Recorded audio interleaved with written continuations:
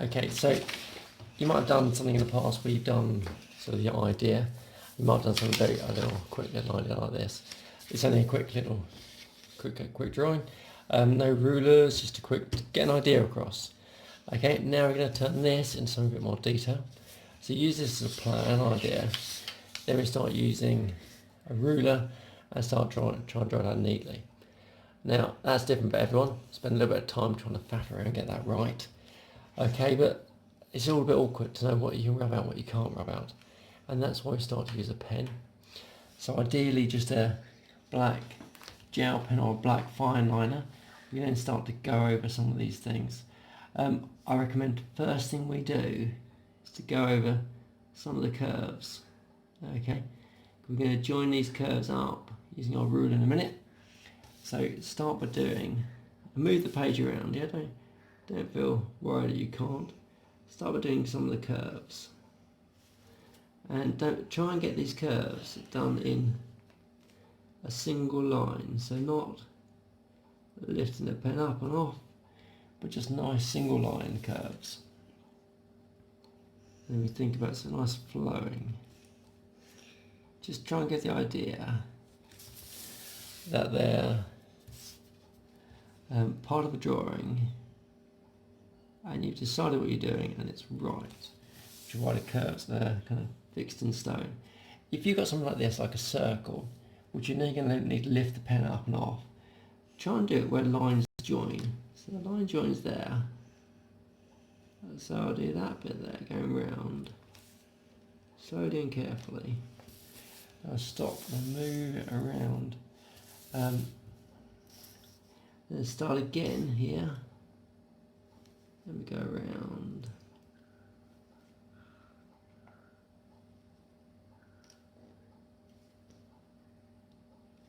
Don't be too rigid with sticking to your pencil markers.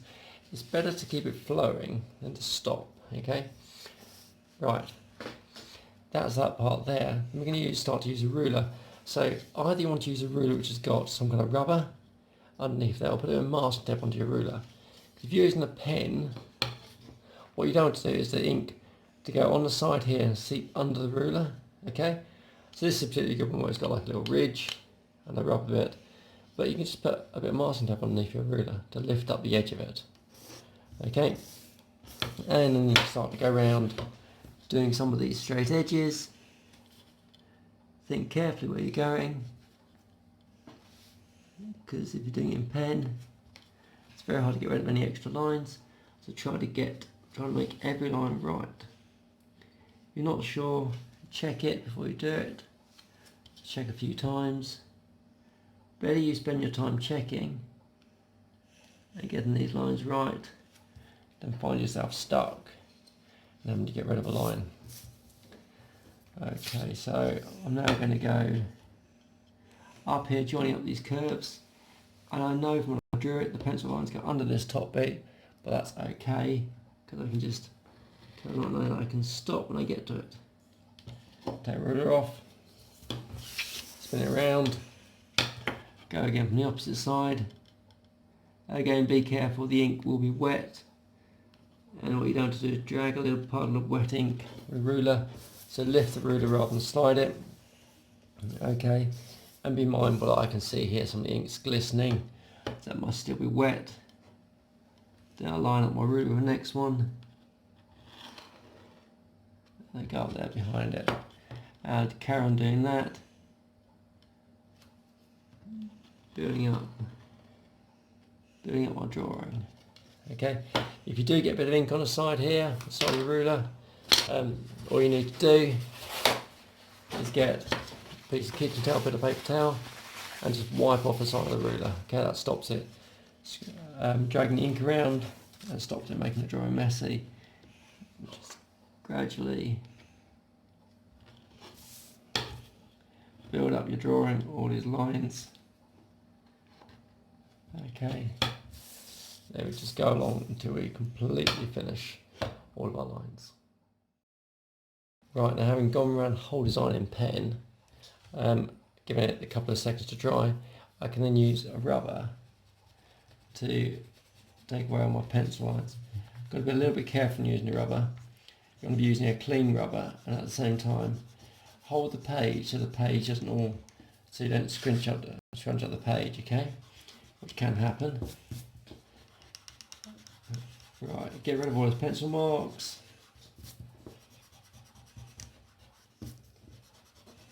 Get rid of the pencil marks before you do the next stage, because it's a lot easier to get rid of the pencil marks now when you've only got a pen. Okay, and if you later, when you start adding some colour. Okay, now you've got rid of everything. So this is your black outline. Now what you could do, if you wanted, if you had the opportunity to, could kind of photocopy this, you use it again, so you can add it different colours, show how it could look, or without that, it's okay, just go straight on this, add some colours. Right, colour choices. I think the best thing to be using here is really pencils. You don't have to use pencils, but I think pencils give you a nicer opportunity to kind of change the shading. You can change, it's a lot easier to change the tone of a drawing if you're using just a pencil, which is quite hard to do if you're using just normal felt pen. Okay, so I'm going to do this top bit, I'm going to do it red, but I'm going to start going from the outside, and I'm going to gently build it up. Okay, so to get something darker, it's not about pushing harder, it's about building up layers, and I'm going in the same direction as the object. Okay, so I've started off dark by the edge, and now I'm building up. Okay, so I've got dark by the edge, bringing up to lighter. Then I can spin my drawing around if I want to. I can go this side. So key bits here are building up the colours. Okay, dark by the edge, lighter towards the centre.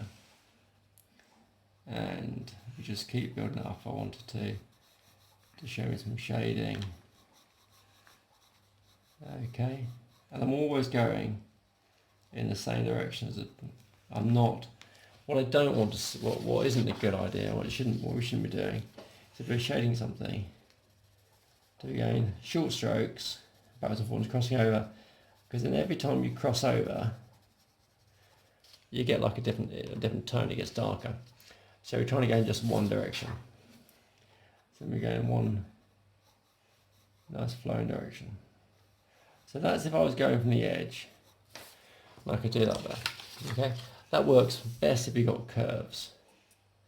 Curves and natural objects. If it's something like this, which is going to be like a block, I can do block shading. And on here, I'm going to be working from the corner, and I'm just going to be going in one direction, leave it a nice even block of colour. And here the aim is an even block of colour. I want no white, a nice even block. Okay, what you might find is if you've got something underneath on your table, your desk, it's affecting it. Get the spare sheets of paper, get them underneath. Don't forget the rubbings from earlier, if they're underneath. That's going to be affecting your drawing. That's going to be like, what's like when you're doing like a brass rubbing or something, you're going to notice it. So you want to have nothing underneath. And get nice, clear, solid blocks of colour. Okay, so it's, flat rectangles would be solid blocks. Curves would be going from the edge working inwards. Okay, so until we've got the whole thing nicely rendered. Okay, so I've done the top here light. Then I'm going to play around and make the edges slightly darker. Okay. Okay, so when you've finished with all your shading, you've got your colours on here. Okay, it should look, a bit more interesting to look at, a bit more interesting when we start to annotate. Okay, you can see a bit more clear detail, and then from this we can start to explain the final thing. But at this stage, we just want to get a drawing done. Okay, use a ruler, end up something like this. Round edges, like I said, start from the edge, darker, moving to lighter, and flat surfaces, solid block colours.